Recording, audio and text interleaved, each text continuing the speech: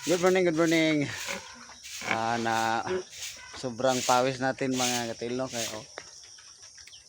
Kumakain na ang ating mga inahin. At yung isa, maliit lang pinakain natin kasi bagong nakastahan po ito.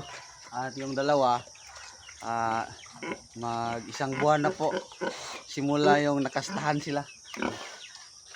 Kaya yung dito maliit lang po ang pinakain natin kasi para hindi po mahilisan, no?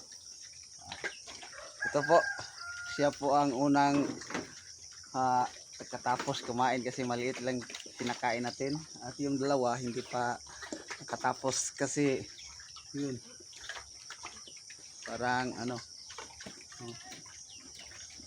so ito lang po. God bless.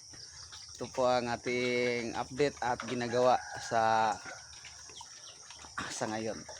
Bless, love you all.